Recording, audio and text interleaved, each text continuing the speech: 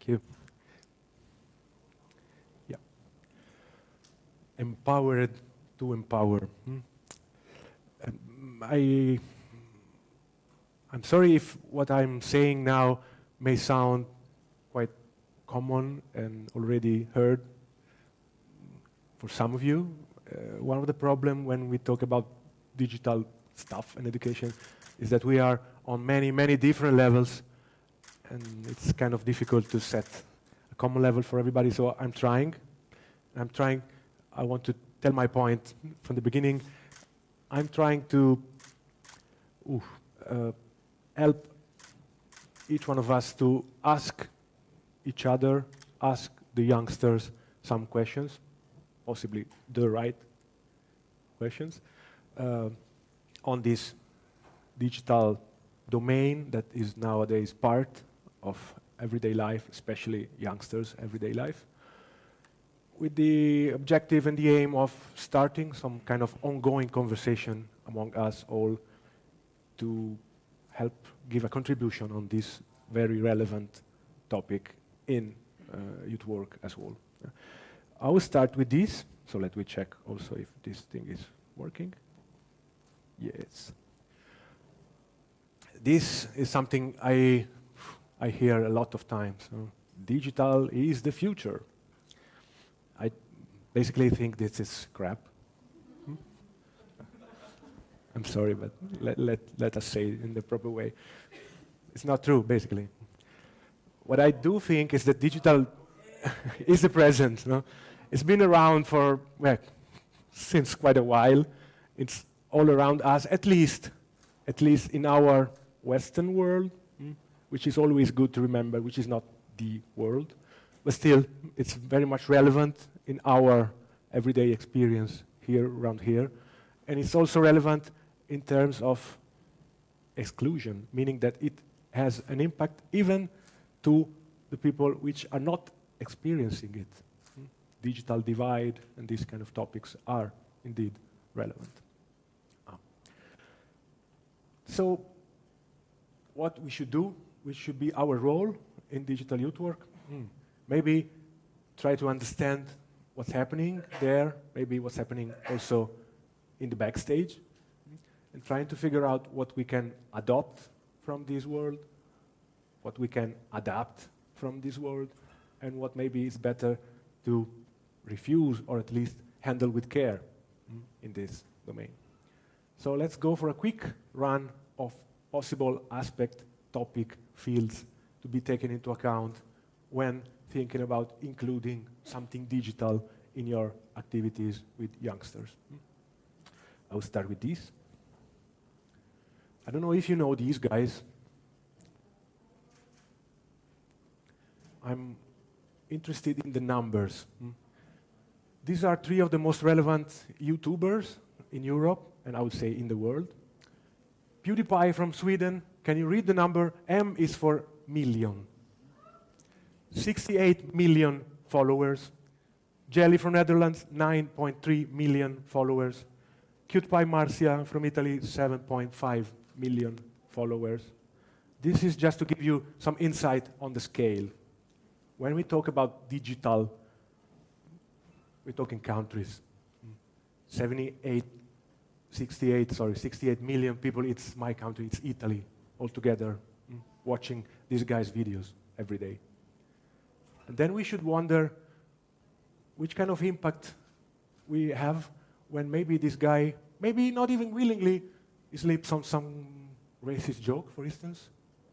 Which kind of impact this could have on 68 million youngsters listening to him? Because it happened already, and more than once. And where are we as youth workers when this happens? What can we do to counterbalance this? How can we even dream to have these kind of numbers as impact? We are very happy when we can reach 500, 1,000, 2,000 youngsters with our activities. So what? So this is something to be worried about. But on the other side, if we consider starting empowering youngsters to produce their own content, for instance, using YouTube to tell the world about their life, their dreams, their ideas, their condition,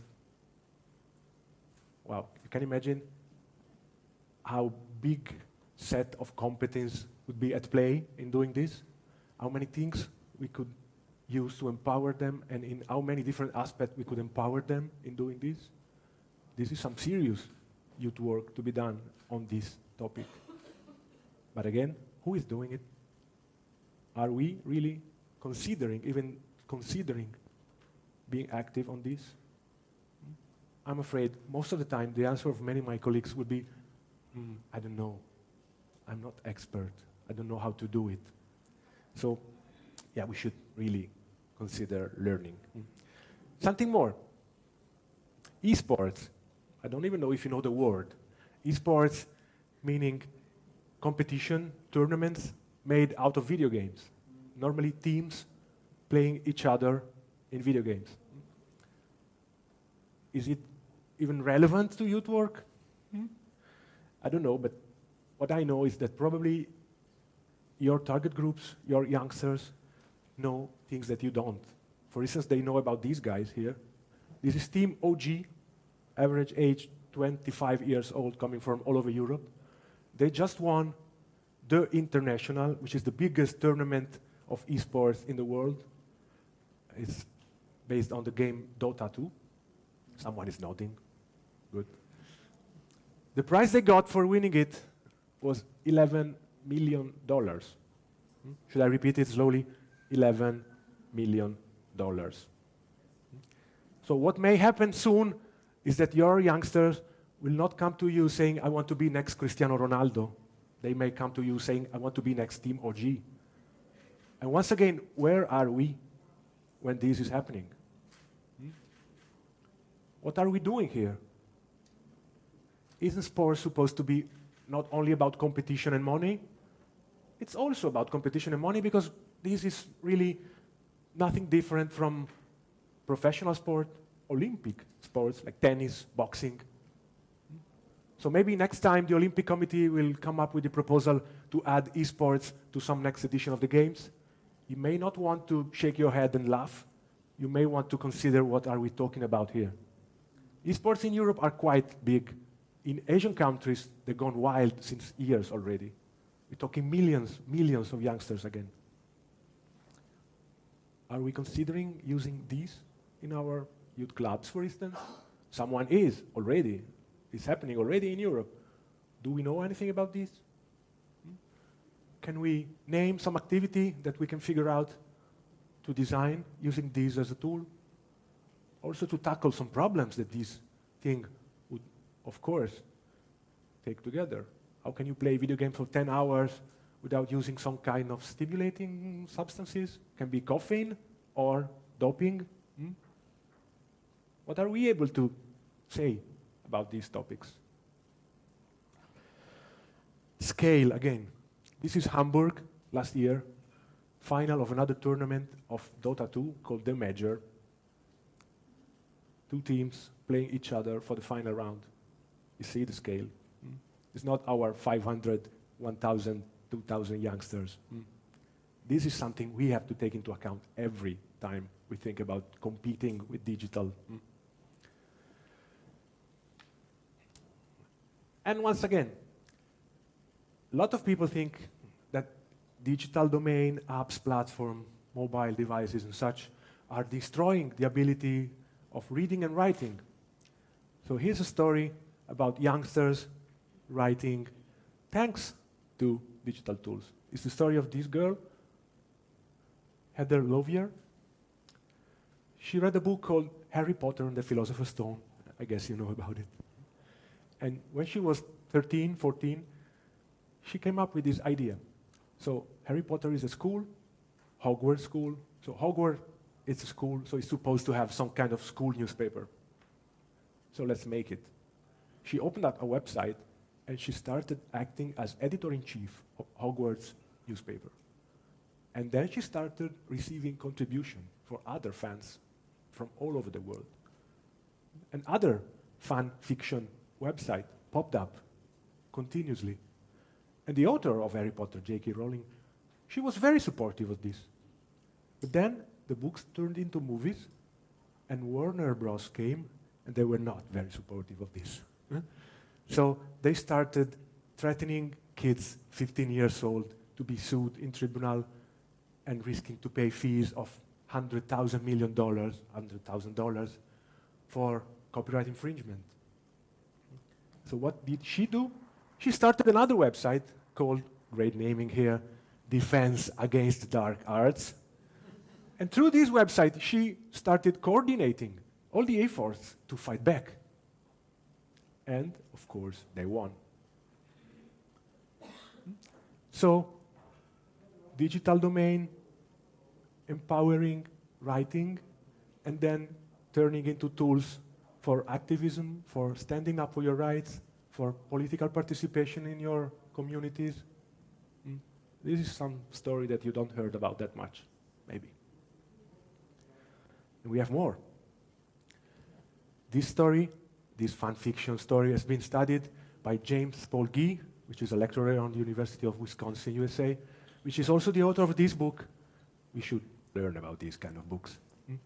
What video games have to teach us about learning and literacy?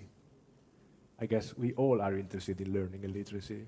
So, this book is 10 years old already. It's time to consider reading it, maybe.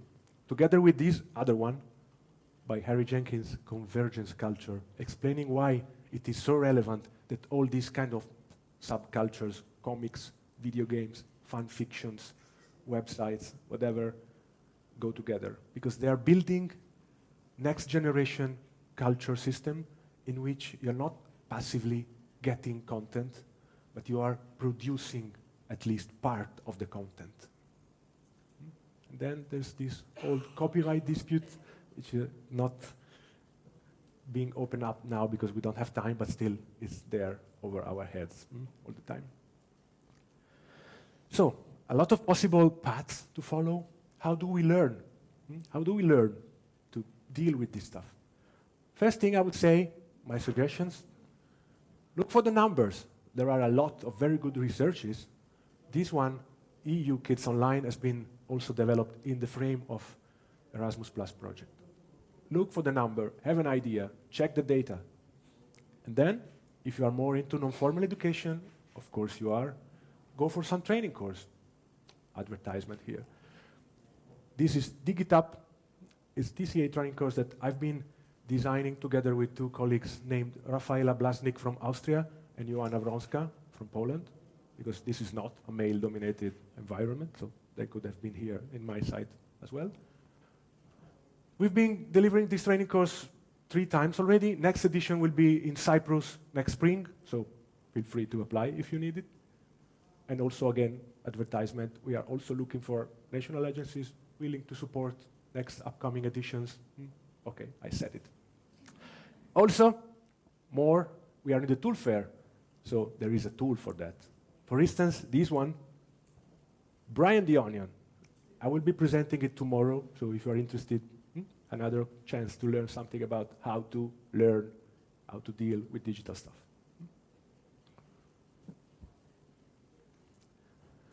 Some best practices. There's a lot of things ongoing already all over Europe. Let me just point out at least 3 of them. Finland, they have Verke, this training agency. They're doing an amazing job in training youth workers all over Finland on digital stuff. They're producing a lot of materials, guidelines, books, and most of them are available online. Some of them are translated into English, so why not going on their website and have a look and learn something from them experience. Another one, Coder Dojo, invented in Ireland in 2011. Basically, these are free classes of digital creativity, coding, building robots, this kind of stuff. And they've been designed with a format which is largely based on non-formal education approach. So it's good if you go on coderdojo.com and look around, and you may discover that there is a club close to your place, or maybe you want to open up one and you find guidelines on how to do it. And another one, in Germany, my friends of Game Over Hate, they're doing an amazing job as youth workers inside the online communities of gamers. where, yes, a lot of competencies are at play, but you can also find a lot of imagination, a lot of loneliness, and these kind of materials and emotions often are what ignites terrible hate campaigns, which then maybe can end up being observed by some radical political group and being used as a model for next political campaign and election. It happened already with the Trump campaign in the US. Steve Bannon has an active role in it, and it's not secret, is now acting in Europe on the same platform. So maybe it's good to consider that we have a problem, possibly, here.